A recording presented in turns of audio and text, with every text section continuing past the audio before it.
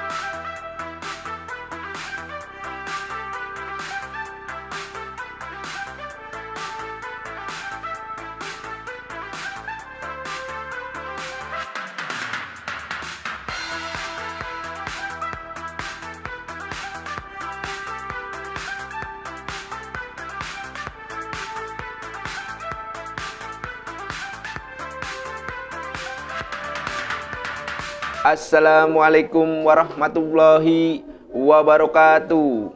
Halo penggemar merpati seluruh Indonesia dimanapun kalian berada, kita satu hati, salam satu hobi. Alhamdulillah kita masih bisa berjumpa kembali. Gimana kabar teman-teman? Mudah-mudahan teman-teman selalu diberikan kesehatan, banyak rezeki, serta panjang umur. Amin amin ya robbal alamin.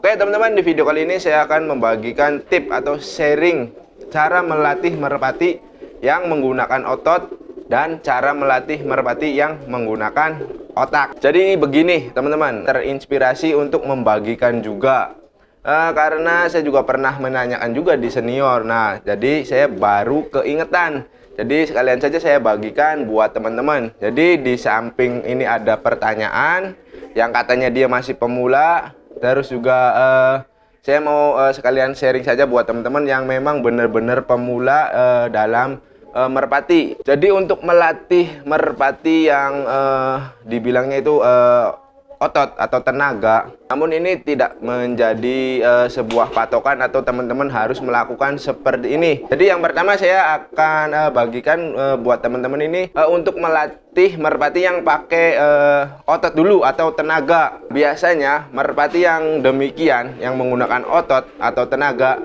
itu cenderung merpatinya agak susah teman-teman, itu sudah pasti. Dari situ juga udah kelihatan, berarti merpati ini harus menggunakan teknik pelatihan secara tenaga. Nah terus bagaimana sih melatih merpati yang menggunakan otot ini atau tenaga?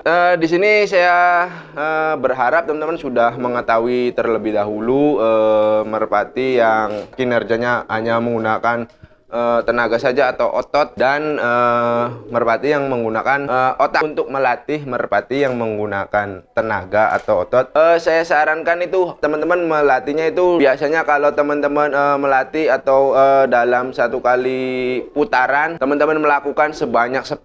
Nah untuk melatih merpati yang menggunakan tenaga atau otot, perbanyaklah untuk putarannya, putaran latihannya. Jadi ditambah saja, bukan menambah jarak, melainkan menambah putaran. Jadi sumpama saya kasih contoh, biasa teman-teman menerbangkan sebanyak 3 kali. Nah untuk merpati yang menggunakan otot atau tenaga, itu teman-teman tambah 2 kali, jadi 3 kali 2, jadi sebanyak 6 kali di jarak yang sama. Dia tidak lemah seperti merpati yang menggunakan otaknya.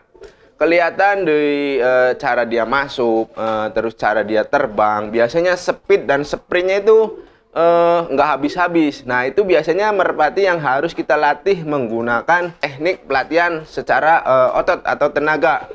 Terus juga merpatinya biasanya kelihatan teman-teman. Biasanya itu cenderung ada perubahan dari giring bisa jadi. Terus dari segi apalagi ya, keakuratan ke betina, itu pasti merpati yang demikian itu harus kita latih menggunakan secara teknik otot atau tenaga. Itu biasanya untuk tingkat kelelahannya, kecapeannya itu cenderung lebih lama ketimbang merpati yang menggunakan otaknya. Untuk penambahan jarak, usahakan merpati yang menggunakan otot atau tenaganya usahakan untuk jaraknya ini agak lama dimundurkannya. Jadi jangan teman-teman terburu-buru untuk menjauhkannya. Karena di sini kebanyakan merpati yang saya pelihara, yang saya punya itu menggunakan otak semua, teman-teman. Jadi itu saya cepat, teman-teman, untuk gampangnya pindah tempat, pindah kemana ke sini, terus untuk menambah jarak itu cepat. Cuman kekalahannya itu di tenaga, teman-teman. Jadi tenaga yang dihasilkan itu agak lama, teman-teman. Karena merpati yang seperti ini yang saya pelihara itu dia langsung menuju tanpa harus berputar. Merpatinya ini memang udah bawaannya udah dari karakter si merpatinya. Berbeda dengan contohnya si petir. Teman-teman bisa lihat video-video saya sebelumnya. Nah, itu bukan merpati yang menggunakan otak. Ketika saya jauhkan, dia alhasil pasti muter. Itu bukan berarti merpati yang bodoh ya, teman-teman. Melainkan memang merpati yang ibaratnya dalam segi ketangkasan itu kurang. Untuk melatih merpati yang demikian, kita nggak boleh langsung dijauh-jauhkan. Kita bertahap, terus usahakan lebih banyak itu lebih baik. Untuk memicu memorinya terbentuk di si merpatinya dengan diulang-ulang, diperbanyak latihannya, jarak dekat. Pokoknya minimal itu biasanya merpati yang menggunakan tenaga atau otot, dia itu fisiknya agak kuat. Stepnya cepat, teman-teman. Jadi hari pertama di sini, nah besoknya tambah lagi, besoknya tambah lagi. Dan itu tambahnya itu hampir minimal sekitar kadang 100 meter, kadang langsung 200. Merpati yang menggunakan tenaga atau ototnya itu cenderung lebih lama. Namun ada imbal baliknya juga.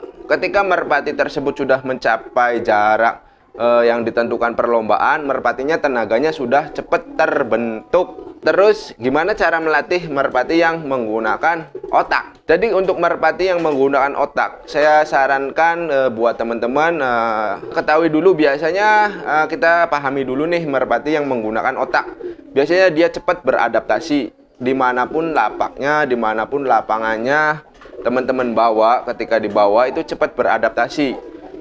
Yang paling menonjol biasanya di giringnya selalu stabil dari tempat A ke tempat B atau tempat C. Di tempat manapun itu selalu giringnya sama, stabil. Nah, terus teman-teman bisa cek ketika diterbangkan jarak dekat, set dia langsung menuju ke betina tanpa ragu, tanpa terkecoh oleh merpati lain atau penghobi lain. Nah, ketika teman-teman sudah mengetahui bahwa merpati teman-teman ini menggunakan otaknya, cara melatihnya itu sebaik mungkin jangan terlalu banyak-banyak, teman-teman, untuk melatihnya. Nah, di sini saya berbeda-beda, teman-teman. Karena setiap fisik merpati itu tergantung dari perawatan kita juga. Jadi saya nggak bisa ngasih gambaran. Cuman saya kasih sekilas saja. Biasanya merpati yang demikian itu kurang lebih kita terbangkan sebanyak 5 kali. Paling banyak mentok 5 kali, teman-teman. Karena di perlombaan juga biasanya sebanyak apapun di perlombaan itu merpati paling banyak terbang itu 10 kali.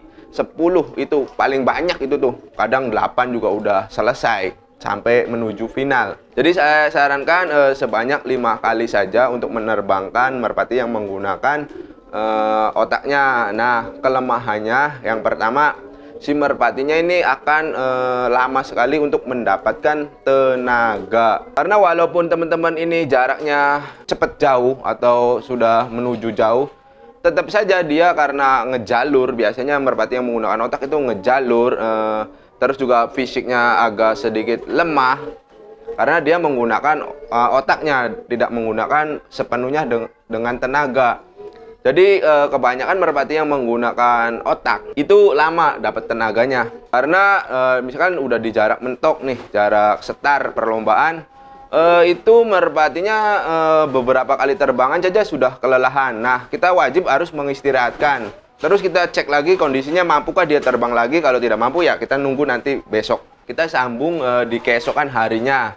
Nah, seperti itu kelemahannya. Enaknya itu kalau merpati yang menggunakan otaknya, dia yang pertama cepat jauh. Terus ketika kita pindah-pindah lapak atau pindah-pindah lapangan, merpatinya itu cepat beradaptasi. Pasti cepat, teman-teman. Jadi nggak perlu waktu yang lama.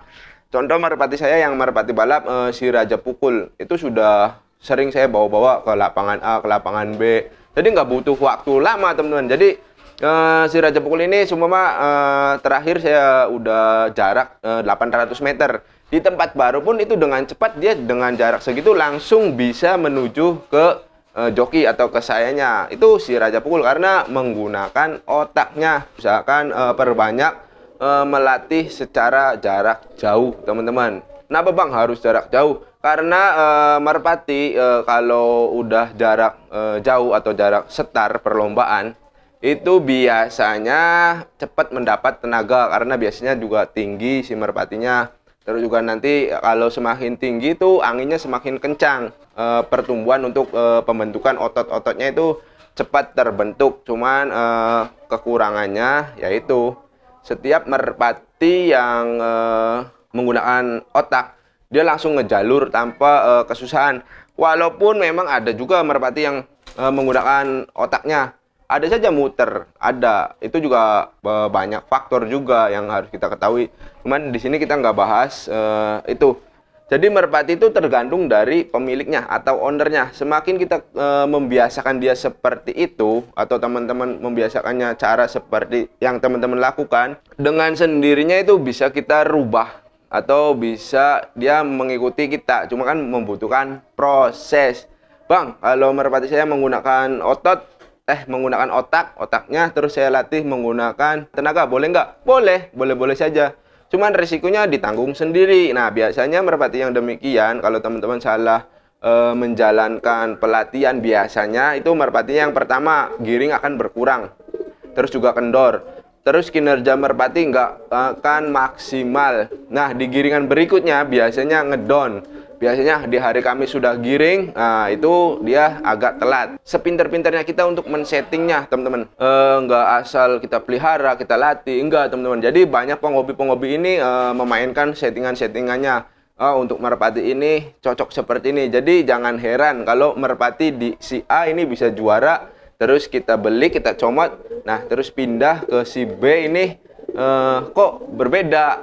Pasti itu berbeda. Tapi biasanya ini udah kebanyakan penghobi. Seumpama kita beli merpati yang juara, itu kenapa bisa mahal? Bukan dari hanya juaranya saja, teman-teman.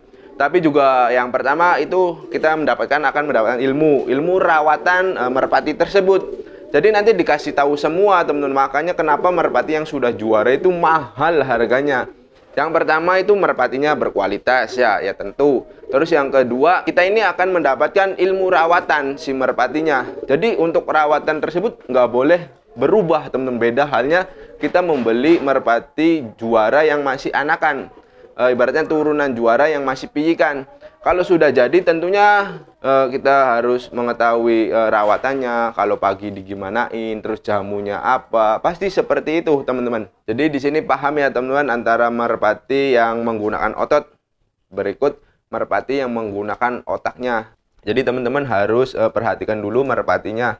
Setiap merpati itu nggak sama, teman-teman. Saya pribadi pun ini merpati, ada beberapa merpati yang memiliki karakter yang berbeda. Walaupun dengan satu owner atau satu pemilik, ya tetap aja kita lakukan berbeda. Ada kalanya merpati yang harus yang menggunakan tenaga ini untuk jamunya pun berbeda, teman-teman. Berbedanya kayak pemberiannya. Jadi kalau yang menggunakan otak itu biasanya saya beri satu butir. Nah, sedangkan yang menggunakan tenaga saya agak tambahin satu lagi karena dia menguras tenaga.